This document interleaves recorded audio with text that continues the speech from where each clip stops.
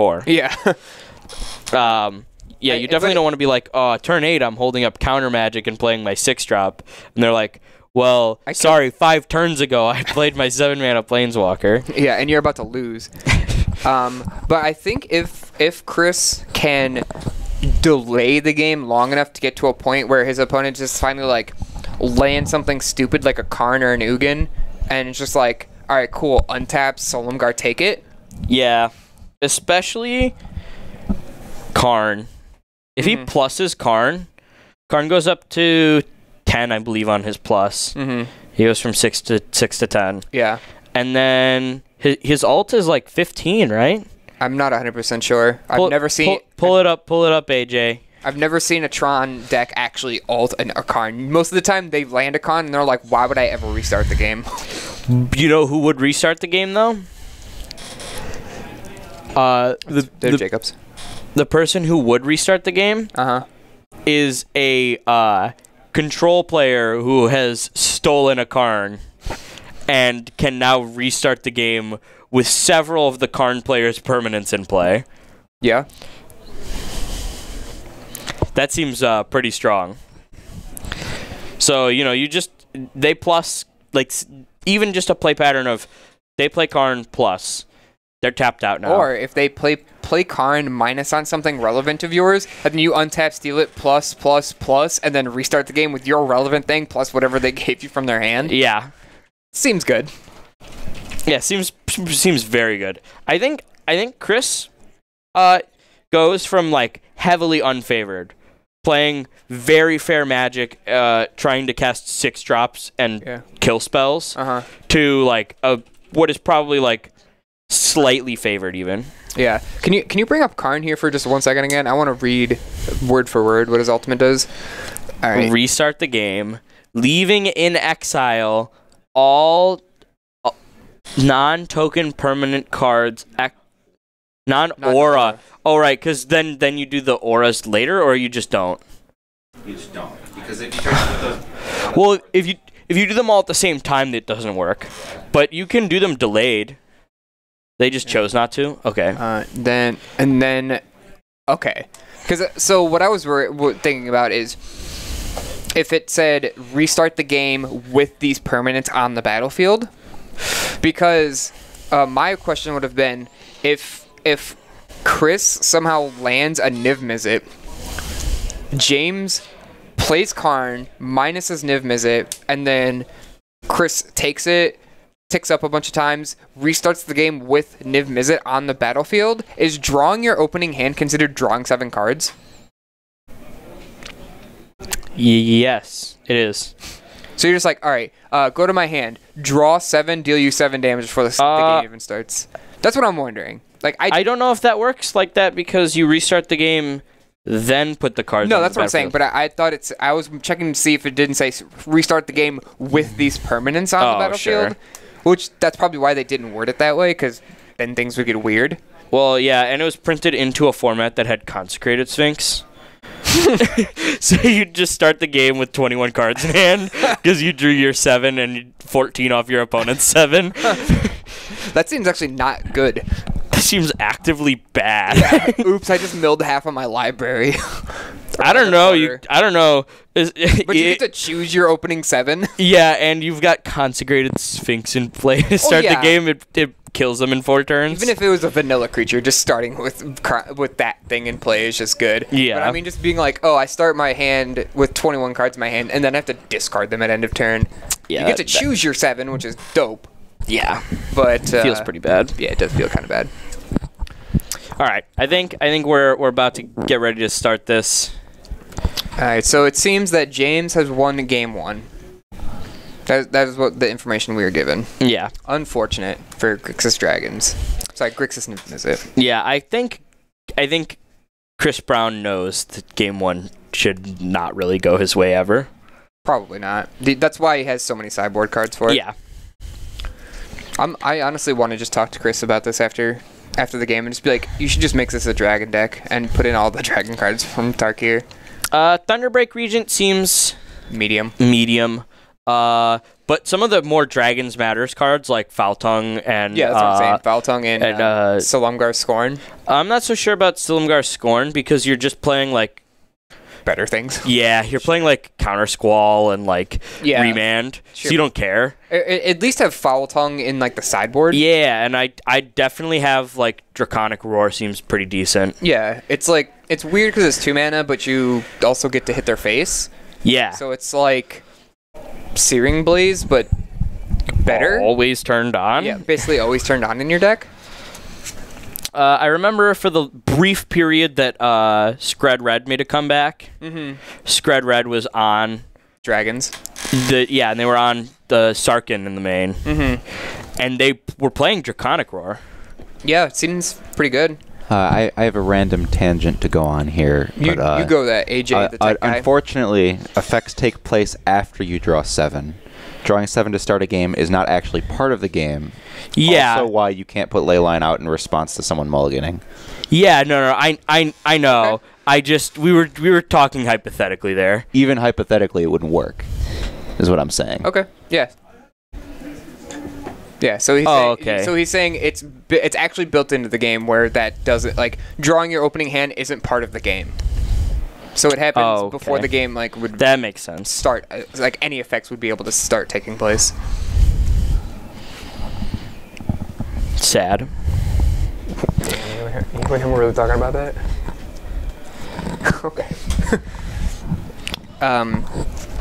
But yeah, and honestly, like, if Chris went for, this is obviously changing his deck so much, but if he was going for like a really hard Dragons build, he could like definitely put in Sarkhan, because it makes mana of any color for Dragons. Does it? Yes. I thought it made. Nope. Whoa. Yeah, it makes 2 mana of any color combination of colors, only spent on Dragon spells. All right, I like it. I just wish they did tribal again, like more often. Because stuff like Dragons Matters cards like should be tribal instants and stuff. You know what I mean? Yeah, they that was a good. They didn't like tribal because it was a card type that couldn't exist on its own. It is very weird compared to other card types. Yeah. Because it's basically a super type, but it's actually a card type, and it has creature subtypes attached to it, but is not creature always. Yeah. And there are no tribal creatures. And they have, since printing that type of card, I wouldn't say eroded, but have changed the way they format wording to say, instead of like when you discount certain things, instead of saying like dragon spells cost 1 less to cast, now all the new ones say dragon creature spells. Not all of them, but generally, yeah. Yeah. Like in commander sets and stuff, you'll see stuff like dragon spells because they know that people will be playing with tribal cards. But, yeah, you know, for like a standard legal set, they don't want to make it too confusing for new players. Right. It is very weird to be like, dragon spells cost 1 less to cast. And it's like, well, what dragon spells are there other than the dragon creatures? Yeah. Especially when a lot of new players don't intuitively think of creatures as spells. Right. By default. All right, back from our little side tangent. Yeah, Remand, again, very good against Tron. First, Devin on Blue Red Wizards showing us. Now, Chris on Grixis and Mizzet.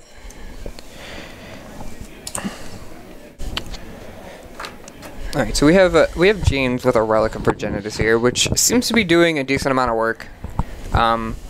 It's kind of with the deck. Like, probably wants it, and it probably isn't the main board, honestly, but just, like, being against the Snap deck, so good. Yeah, absolutely. James has yet to land a meaningful threat. He has an O-Stone, but that's not a threat. No, not in any means. So, I mean, he's not... It's like a backup plan. Right, he's not under any pressure, by any means. And has a plan for pressure, but he has no way of applying pressure himself.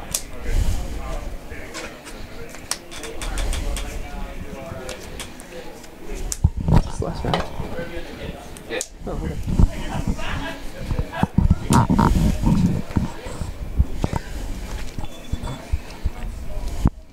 All right, anybody in chat, I want to ask you a question. What is your favorite deck that you have ever played? Either standard or modern. Ever played. Write down what it is, what format it was, and when. Like, relative. If you think we need it, tell me what like a marquee card of the deck is. Right. Like the main, like a one sentence gist of the. Oh no! Just fetched Ulamog by getting his Karn countered. Seems. That's really okay for him. Yeah. To be honest, James is completely okay going. Yeah, I'll play Ulamog in a turn or two. Yeah, but now there's a Cryptic in the graveyard, and he could blow it up at any time. So it's not like he's, whatever. But yeah. All right, so we got Go Lucky says Pauper Goblins.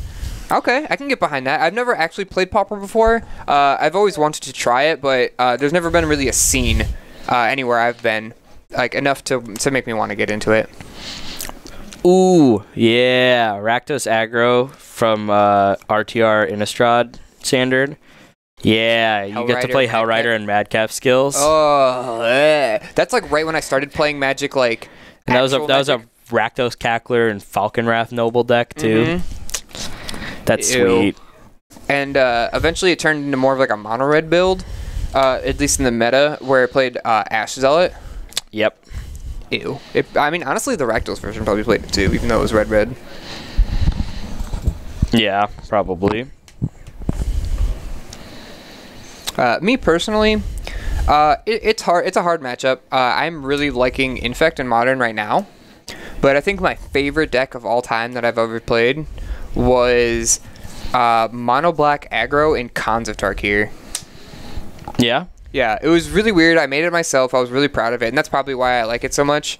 It was pretty fun. It was like Bloodsoaked Champion, Despoiler of Souls, Mogus's Marauder, and you would just like frequently like just get in for a bunch of damage, and like the meta was a little slow, but you would just like get in, and then when they're like, all right, cool, I'm gonna slam a big dude because Monsters was really big in the format. They'd be like, I'll slam Prolucranos, and you're just like, all right, cool, Mogus's Marauder, everybody gets it anyway. Yep.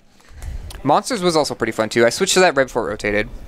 G-Wiz says he never played the one-drop vamp. He played Legion Loyalist instead. Legion Loyalist was also very sick. Yeah. I'm surprised it took as long as it did to become like an actual meta card. Like at first people were like, it's okay. But yeah. It's like, no, that card is real dumb. Colorless Eldrazi in Modern. Notable card, Ayabugan. Oh, so this is like the Eldrazi Winter? Yeah. Ew. That deck was sweet. I really wanted to play that deck. It was so oppressive though. That's the problem. I know. That's definitely the type of deck where I would have been like super happy to be playing it. And if I was playing Modern at the time and didn't have that deck, I would have been like really pissed. Yeah. Oh my gosh.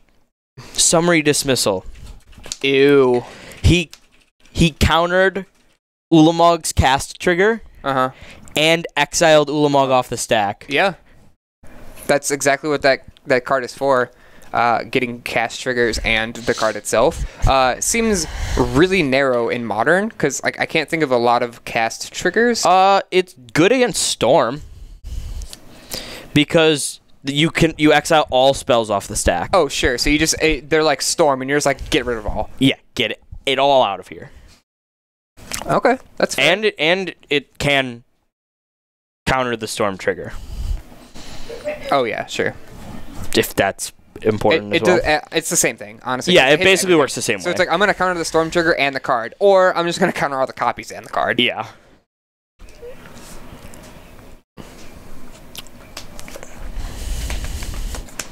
How about our tech guy, AJ, over here? What was your favorite deck ever to play?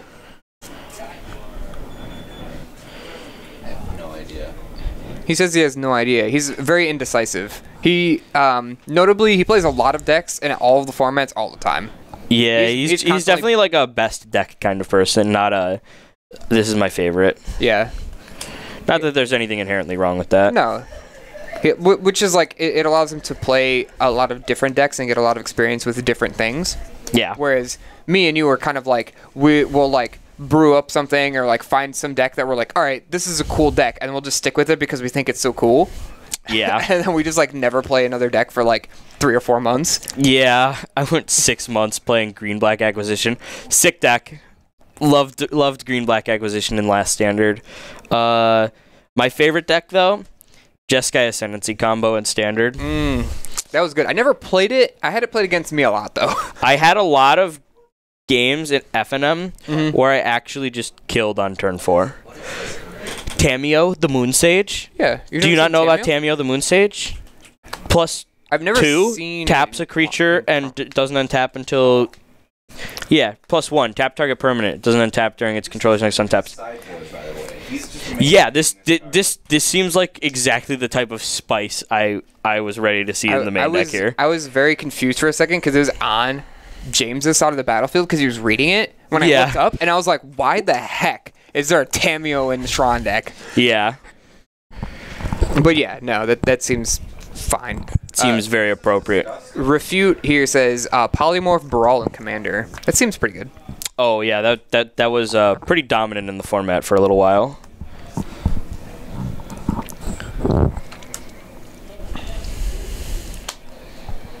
Currently, that's actually one of my favorite decks as well. Is my EDH deck that I have right now. Not any good, mind you, but it is Okan and Gender Split, which is the blue-red partner cards from Battle Bond.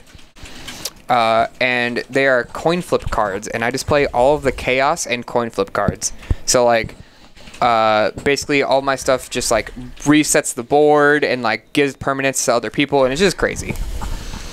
Gee whiz, my best story on the Rakdos deck was when I first turned a Legion Loyalist and a Selesnya player conceded before his first turn. Yeah, that Is this sounds like about game right. 1 or like game like 2, 3? I mean, I'm assuming he was just like, I can't like beat this. Shockland something, and then you're just like Legion Loyalist, and he's like, nope, get it out of here. Board is disgusting. Game 1, just that game. Okay.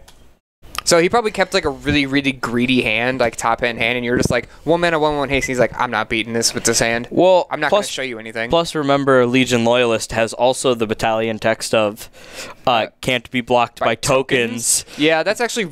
Yeah, he was on tokens. Yeah. I always forget that's an actual like part of it. Because I played goblins. That was my like first modern deck was goblins. And I always forgot. And it like would frequently, for whatever reason, when I was playing that deck, would frequently go against Mardu Pyromancer. Oof. Yeah, and they would be like, make 1,000 tokens. And I'm like, Legion Loyalist. And they're like, Wow. Got him. yeah. Good old Niv Mizzet here, doing the work. Opt, draw a card, deal you damage. Scry 1, draw 1, deal you damage. Yeah. For 1 mana. Yep. Easy. Easy peasy.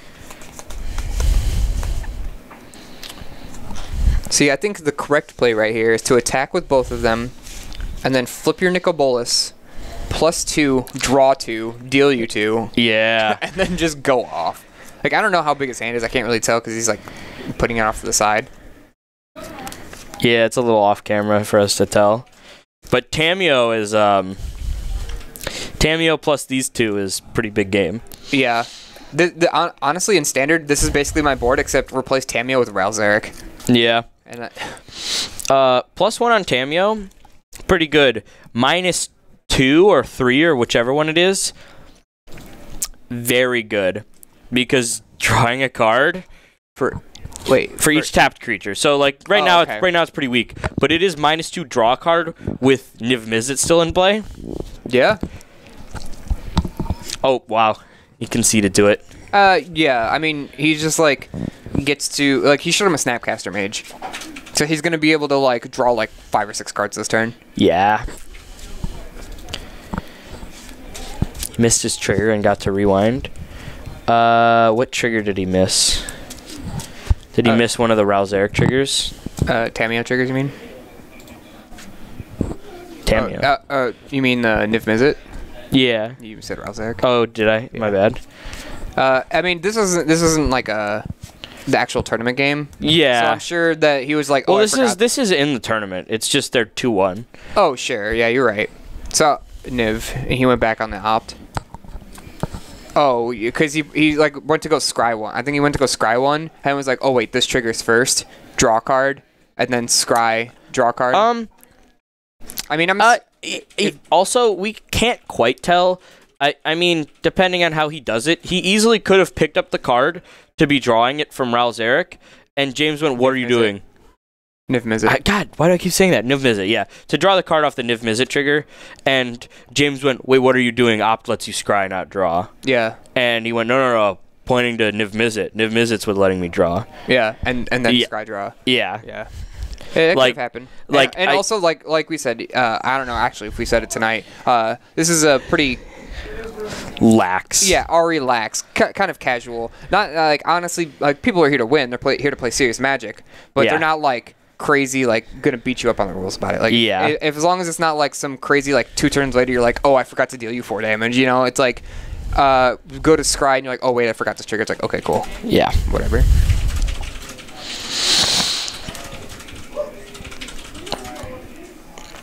Ooh, this is looking a little rough. See, he's got 2 towers here. Ouch. Alright, you know... Okay, chat.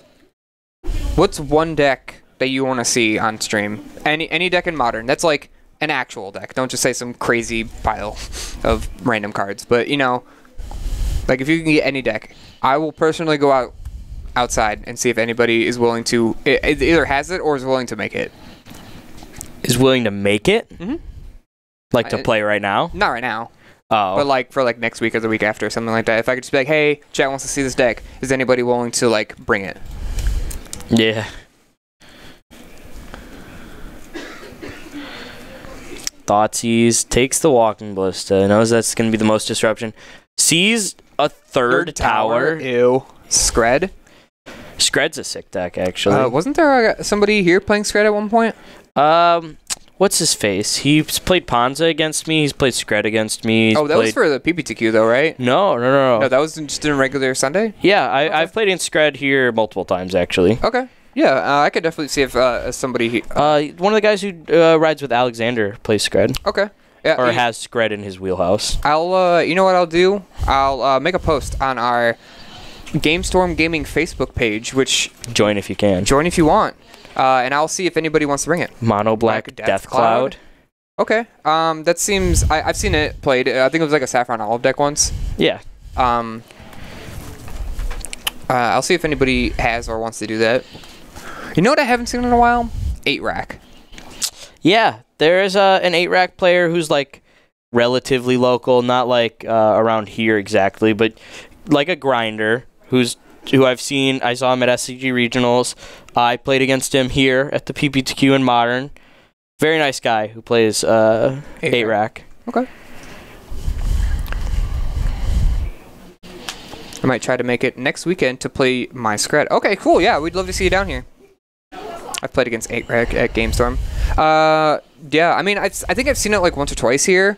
But as far as I know, nobody that comes like every week plays it or has played it in a while. Yeah, there's definitely at least one person who has it as one of their decks, but like, you know, not one of the people who like switches decks a lot, not one of the people who plays it all the time. Yeah. Yep. Although I don't think 8-rack is... I don't know. I mean, it could be. Obviously, any deck could be the deck where you're just like, I'm on this deck. Yeah. But I don't think it's a deck where you're like always playing it because it's always good no matter what. Yeah.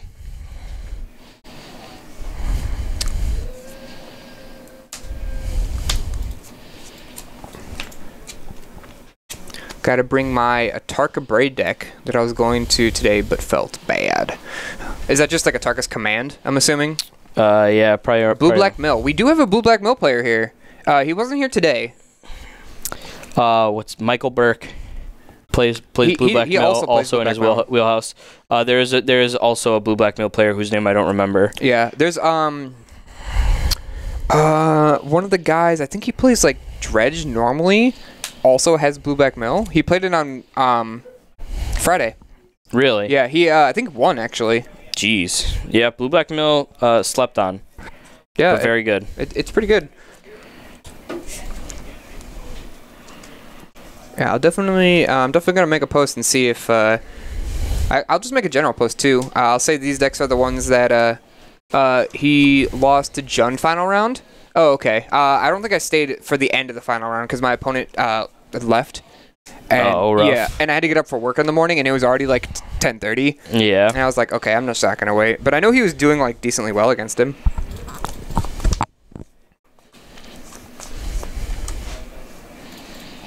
But I'll actually make a post on the page, just saying like just seeing if people want to bring how would I say this? I guess unmeta decks, fun decks. Yeah. Just be like, hey, like for stream, people want to see, random crazy decks, so whatever. Or maybe I'll talk to John and see if he can promote one Sunday where we just make it like a Sunday fun day modern, where it's like encourage everybody to bring just some janky brew. That'd be sweet. Just summary dismissal of the sun thing. That's exactly what that card was designed to do in standard. Lantern control on stream. That, I mean, some people like seeing that kind of stuff, but it is not the most exciting, action-packed kind of game. Yeah, that's one way to put it. Yeah, but I mean that's kind of what the deck is meant to do, right? Yeah. So I mean, if that's how the match turns out, then they're doing something right. Sadly.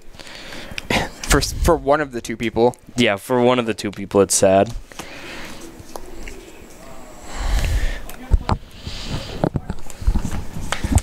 You know what? I'm gonna go see if the owner. I'll see. Hold on one second. Black, white token splashing green from March of the Multitudes. Okay, that seems interesting. I know there's a black, white tokens player that comes occasionally. Yeah. To be fair, Magic isn't exactly the most action-packed. Sometimes it kind Fair of feels Magic. like it is. Fair Magic isn't.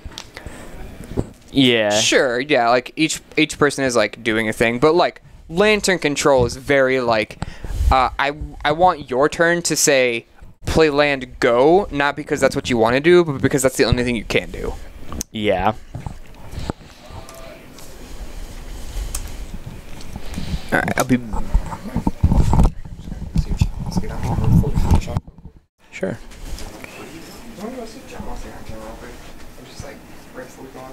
Hey, thanks. Oh, hold on. Okay. Don't do that because we might be doing something after. Like.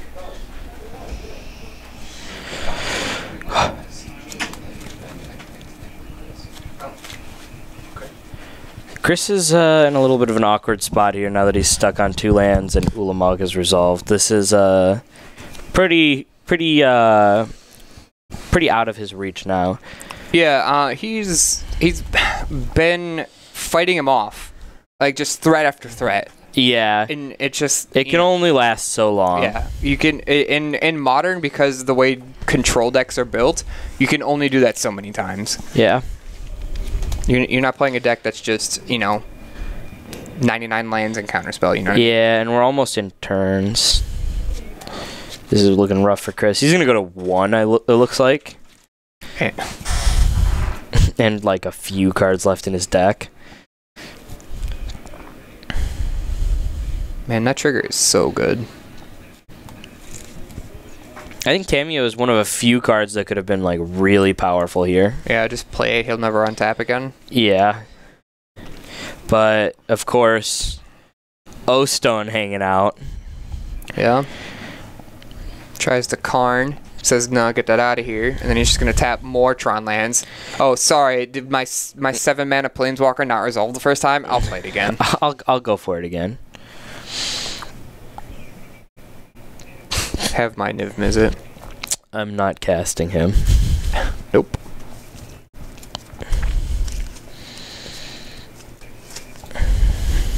No, I thought he was just drawing a bunch of cards randomly. I didn't see the Ancient Stirrings go down. I was like, whoa.